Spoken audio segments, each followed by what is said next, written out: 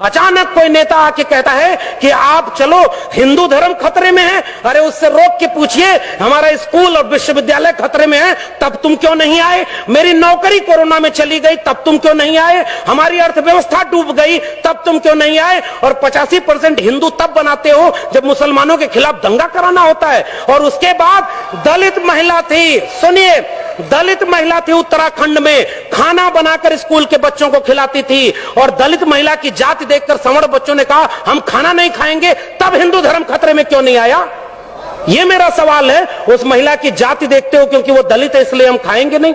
पूछिए उन लोगों से 2 अप्रैल के भारत बंद के दिन वो लोग कहां थे जो केंद्र से लेकर के राज्य में सत्ता में बैठे थे और दलित सीटों पर चुन करके गए थे?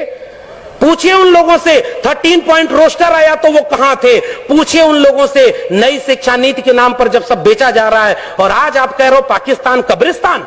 इस देश में हिंदू मुस्लिम की आग तब लगाई जाएगी जब दलित पिछड़े आदिवासी बच्चे अपनी शिक्षा, रोजगार और स्वास्थ्य की बात करेंगे। आज इस देश में एक दलित को राष्ट्रपति बना दिया गया और हाथरस में बेटी को पेट्रोल डाल के जला दिया, तब उस राष्ट्रपति की क्यों जबान खोली? यह सच पूछना जरूरी है। और आपने मुझे आमंत्रित करने का जोखिम लिया था, मैं अपना काम करके जा रहा हूं। आपने ये बात जो कही थी, ऐसे मंचों पर आप हमें नहीं भी बुलाएंगे तब भी भारत के संविधान और मंडल कमीशन ने एक नौकरी दे दी है, हम वहां गुजारा कर लेंगे, हमें आपका वोट नहीं चाहिए। लेकिन मैं चाहता हूं कि इस मंच से घर जाने के बाद ये महिलाएं और बच्चियां, ये नौजवान अपने घर में अपने बाबूजी से पूछें कि आप तो धर्म को बचाने गए थे, मेरी शिक्षा, मेरी रोजगार, मेरी नौकरी और मेरे देश को बेचने वालों के साथ क्यों खड़े थे? ये सवाल आपसे पीढ़ियां पूछेंगी।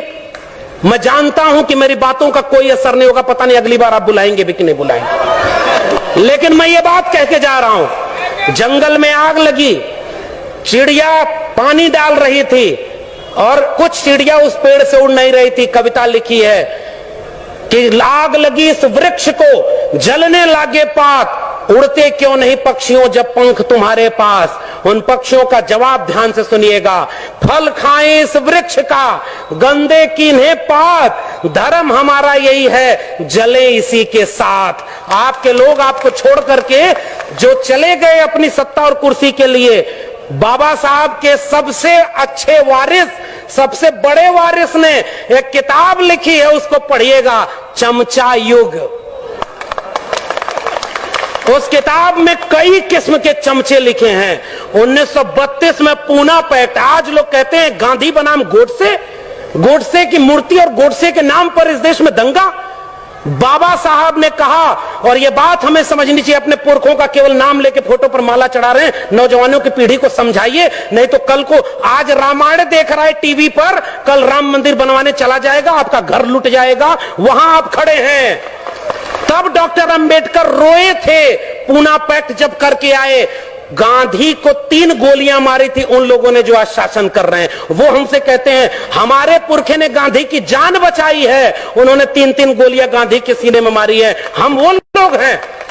और आखिरी बात कह के जा रहा हूं, इस देश में बहस चला रही है गांधी बनाम गोडसे, आप गांधी के साथ हैं कि गोडसे के साथ हैं? मैं कहता हूं गांधी बनाम गोडसे में हम गांधी की हत्या करने वाले नहीं, गांधी का जीवन बचाने वाले डॉक्टर अंबेडकर के साथ हैं।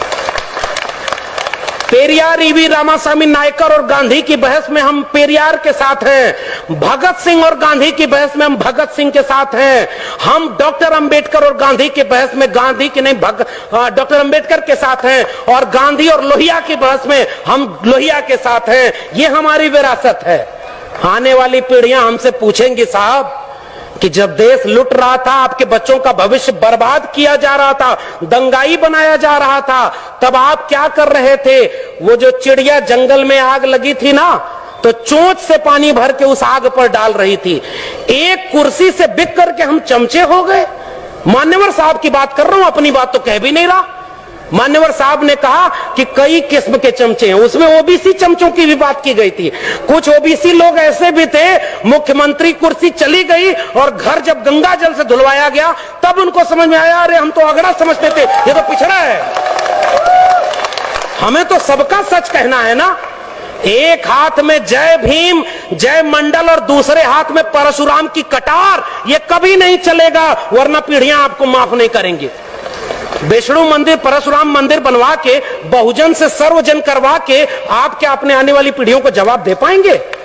आपके विचारों से लड़ाई है।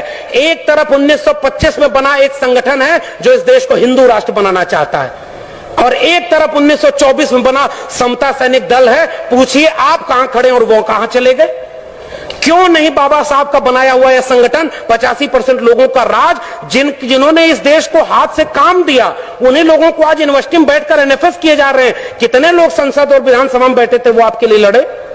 आखिरी बात उस चिड़िया की बात करके जा रहा हूं। उस चिड़िया से पूरे जंगल के लोग, जंगल के पक्षी मजाक उड़ाते हुए कहे कि इतनी बड़ी आग लगी है जंगल में, देश बेचा जा रहा है, हिंदू राष्ट्र बनाया जा रहा है, अभी अयोध्या झांकी है, मथुरा काशी बाकी है किया जा रहा है, और तुम अपनी चोट से पानी भर रही हो। अलीगढ़ के इस सभागार में उपस्थित लोगों, आपसे यही कह के जा रहा हूं उस चिड़िया का जवाब।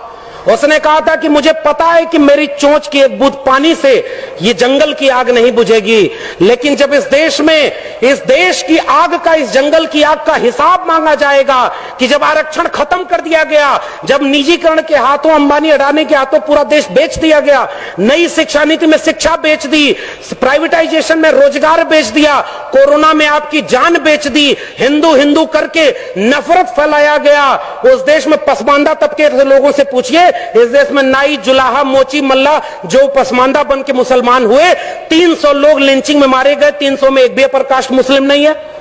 ये कौन है 15% लोग जो पीछे खड़े होकर आपके बच्चों को दंगा कराने भेजते हैं, और गृह मंत्री का बेटा बीसीसीआई का चेयरमैन बनके करोड़ों रुपया कमा रहा है? आपके बेटे और उसके बेटे में यही फर्क है। तो वो चिड़िया, उसने यही बात कही थी कि मुझे पता है कि इस जंगल की आग से, मेरी चोंच के पानी से जंगल की आग नहीं बुझेगी, मगर इस आग का जब इतिहास लिखा जाएगा तो मेरा नाम आग लगाने वालों में नहीं, आग बुझाने वालों में शामिल होगा। जय भीम, जय मंडल, जय संविधान।